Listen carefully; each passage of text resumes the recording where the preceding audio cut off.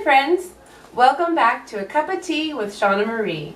As you know, it is a variety show here, and sometimes we talk about some very serious issues, sometimes I show an animation of some salad I made, and sometimes I just share some practical ideas like I did last week. So I hope that this video channel is something that you've been enjoying, and I hope that you'll share it with your friends as I improve my videos. Today I have a very special treat for you. I think my tea is missing something.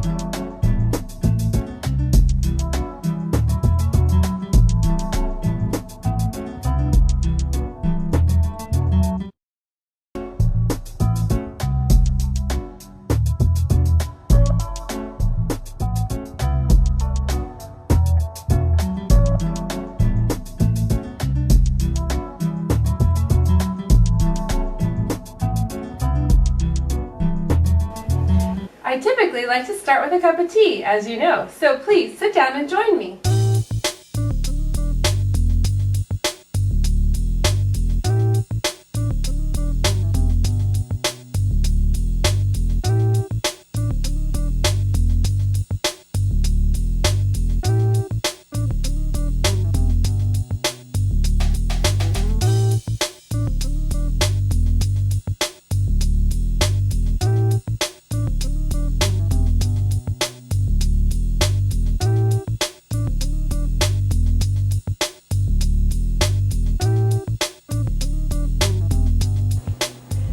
You have to admit, all that spilling on the table is a little bit funny and annoying because it's supposed to be a nice relaxing time of tea, not a puddle, so I've stuffed a napkin underneath the tablecloth and hopefully you won't see it.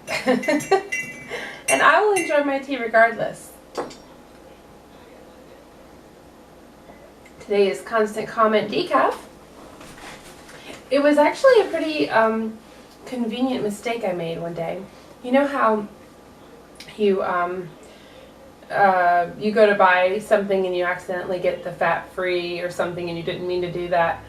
I got Constant Comment and did not mean to get decaffeinated, and I did. So it works out nicely for times like this when there's no, it's evening. I don't need to be drinking caffeine. So it kind of worked out nicely. I didn't mean to get that, but it worked out. So, do you remember that book that I told you about? This book, Through Gates of Splendor by Elizabeth Elliot. As you guys know, you'll hear me say her name a lot because she's just somebody who's so worth learning from. Great Christian woman. I'm reading this book, and the other night, my son woke me up. It's been kind of a habit of his lately to wake me up in the night, so thankfully he didn't last night, but so it was like 2 nights ago or 3, and I just stayed up a couple hours and got some of my reading done in there, so it was kind of a blessing in disguise because I really want to share more parts of this book with you and hopefully encourage you to buy it also if it's still being published. If not, you're going to get to hear parts of it from me. Chapter 4 was so good. Well, actually, so much of it is so good. I really love this book. But I want to share more of this with you next week and tell you more details. And I think you'll be amazed and encouraged to hear the stories of men that had really a lot going for them and gave up their lives for the cause of Christ. And it's really, really fascinating. I like how Elizabeth Elliot tells not just about herself and her husband, but she shares the stories of the different men and families involved. And she was able to do that because people shared with her the diaries of the men and the, I think there were letters and diaries that help tell the story. And that's something that today, I don't know if people write diaries like they used to. There's lots of blogging going on, and there's lots of, stuff on Facebook or tweeting, things that kind of are quick and whatever. But a beautiful thing about days gone by is people used to really write in diaries, and you could write a little more depth of what you're feeling and thinking, because it's yours personally and it's part of your story. Writing letters and keeping diaries is something that, if that's a lost art that you want to pick up again and not let it be so lost in your life, I encourage you to do that for your family and for posterity. Well, I will share more of that next week with you, Lord willing. Today I have a very special treat, literally, for you. With the holidays coming up, I have been taking, every time I go to the grocery store, just taking a few items into the cart that I know would pertain to my Christmas baking. And that would include things like pecans and walnuts and sweetened condensed milk, butterscotch chips, and many other things. This is a good time of year to do that because the holidays get pretty expensive with buying gifts and everything else, and you might be someone who starts buying gifts early in the year. I have not bought any gifts yet, but that's a good idea if you want to give a lot of gifts. And if you don't, no pressure. No one has to give anything. With the holidays come the just the fun things of gift giving and the food, and it can get a little rough if you want to be a part of all those details, but you wait till the end. And it's just good if you can get a gift here and get a gift there early and get your baking stuff early if possible. I'm starting to do that part anyway. And today I just really thought it would be fun to show you a recipe that a friend gave me years and years ago that's really, really simple. It takes self-rising flour, shortening, just some real simple ingredients, but I actually don't have self-rising flour or shortening, but I have a different way that I make this recipe. So I'm going to show it to you.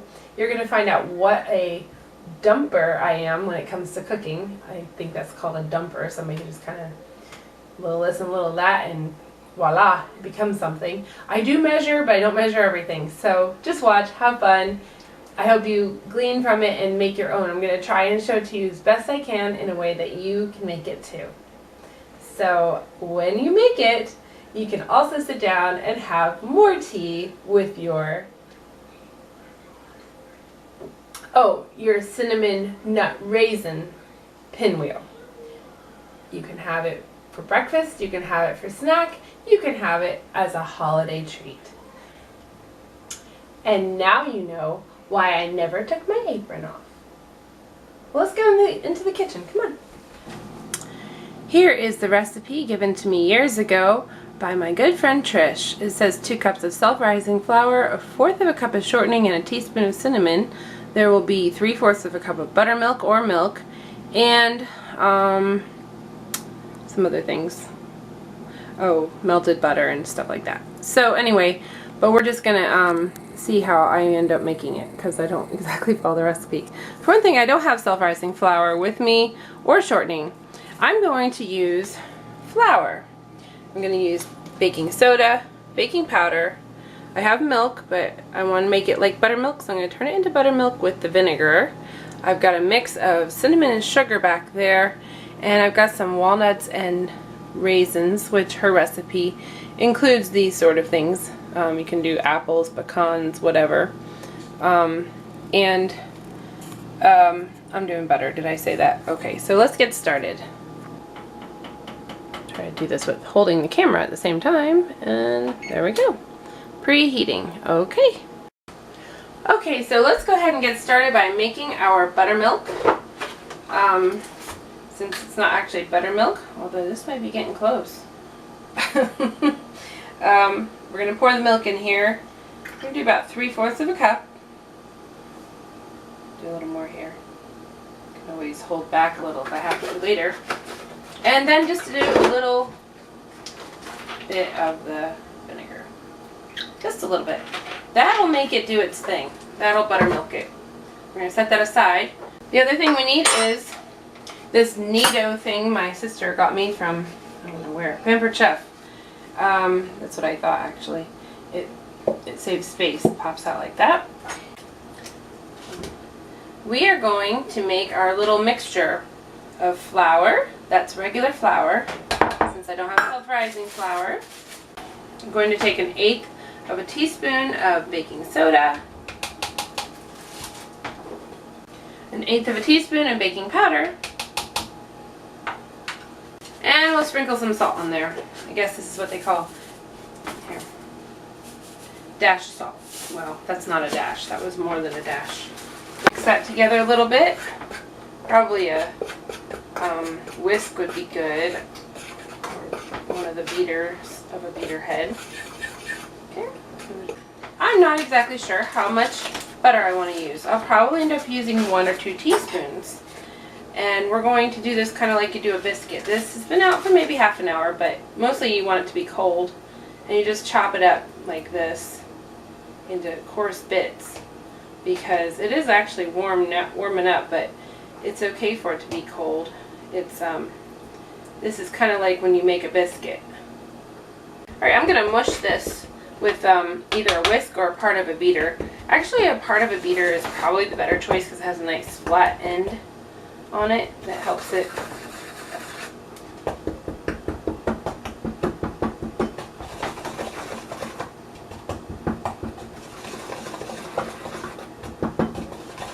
I'm going to put some more butter in it. As I said, you're going to find out what a kind of on the fly kind of cook I am. And this can be good or bad, because when you want to teach how to make something and share the recipe, it's almost impossible. But if you just appreciate the art of cooking and you kind of get the idea, then it actually makes you a cook that can come up with some neat stuff without needing a recipe. You can also make big mistakes. But I hope you don't think less of me for not coming up with an accurate recipe. A lot of people do like my cooking, so just hope that it inspires more than anything. Okay, so now I have this cinnamon and sugar kind of mixture that's always around, and I'm just going to sprinkle some of that in there and sweeten up the batter. I put a good bit in there. All right, and spin it around. Now we're going to add our buttermilk mixture.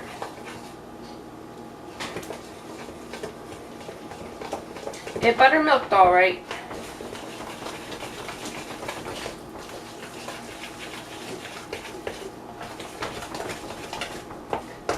Yeah, we got a nice biscuity sort of mixture here. In fact, I'm thinking I might have to add more flour.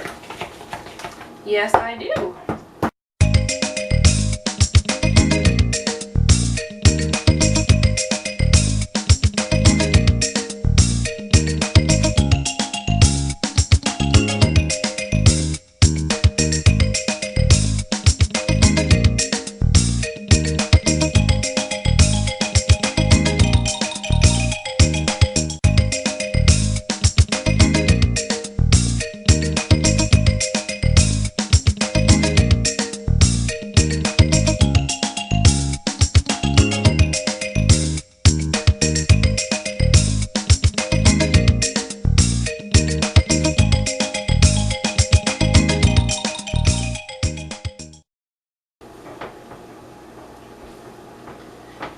I thought this was going to be tutorial. Now I think it's just going to be pure entertainment.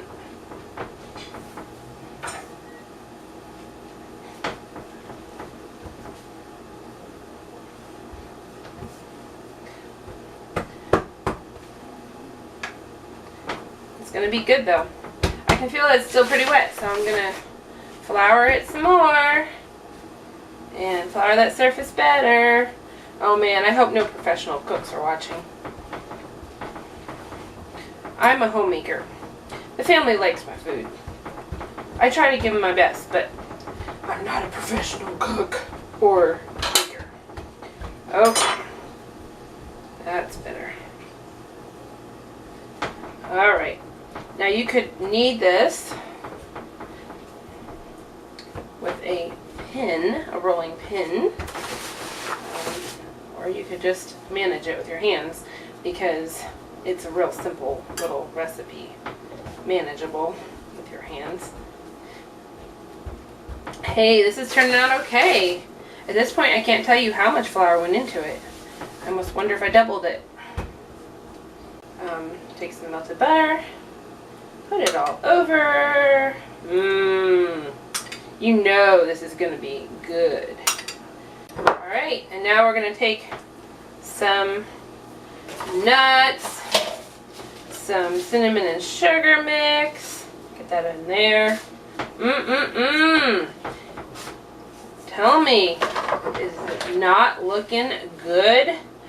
You can see I like to put a lot of the good stuff, here let me do it like this, a lot of the good stuff on one side, about halfway in to maybe a little further. Yeah, I'll go further, because you need to have a little bit of space for the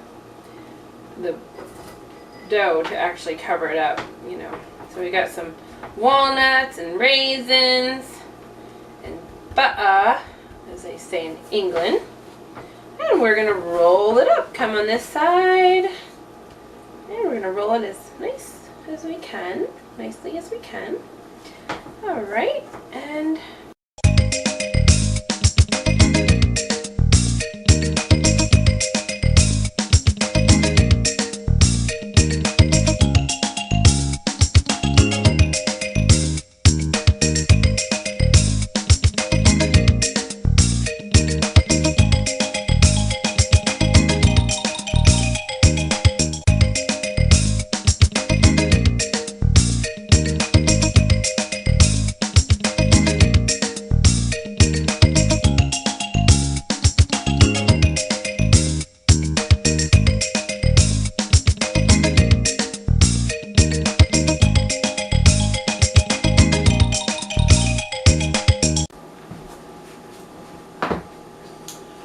well, I guess I'll just drink my tea while I wait. It's not as hot as it was.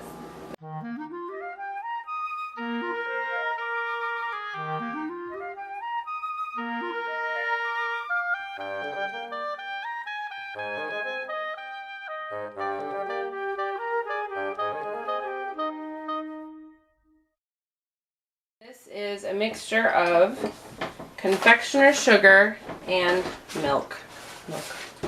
And if you just mix a lot of the sugar together with a little bit of milk, and if it comes out too thick, then you add more milk. If it comes out too thin, then you add more sugar. And that will be the icing to drizzle on top. Well, let's see if our stuff is ready yet. It is ready. All right. Now we can do some drizzling.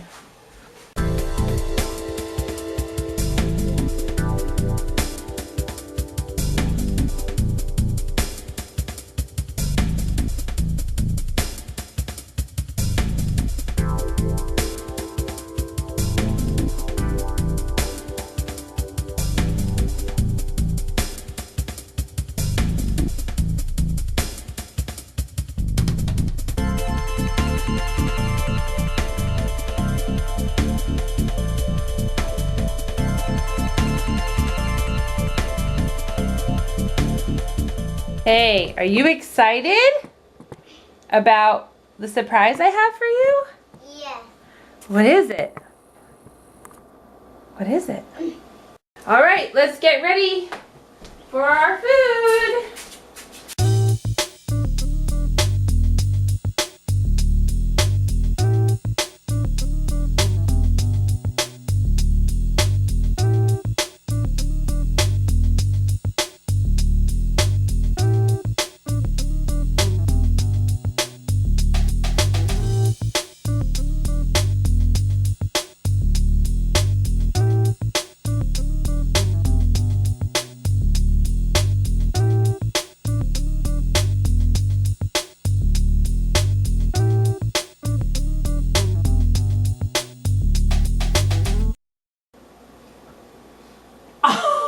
I made another mess with the tea. This tablecloth thing doesn't work. All right. Is it good? Oh, that's too hot. I just want this. Mmm.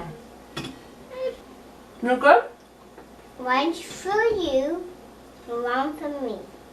One for you, one for me. Right. One for you, one for me. You said it right before. When you talk about yourself, you say me. Me. No, I'm you when you point to me. That's confusing. No, not you. Just you. Mom. Mm-hmm. That's right. I'm a day. Bye. Bye. Thanks for what? Thank you for watching. Bye. High five.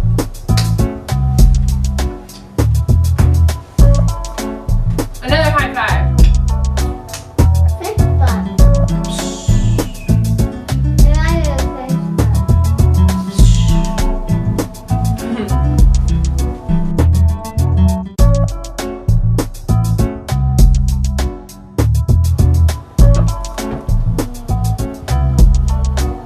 So it's pretty good, right?